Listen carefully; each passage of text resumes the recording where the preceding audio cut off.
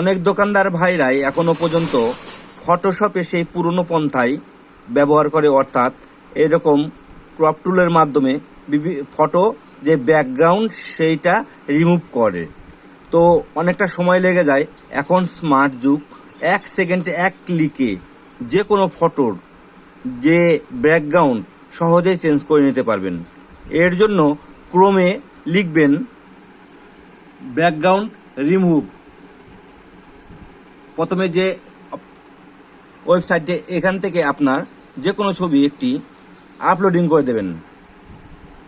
দেখুন 1 সেকেন্ডের মধ্যে ছবি রিমুভ যে ব্যাকগ্রাউন্ড সেটা রিমুভ হয়ে যাবে। এবার আপনার ইচ্ছে মতো এখান থেকে যে কালার কম্বিনেশন দেখে নিতে পারেন। দেখেন হয়ে গেছে।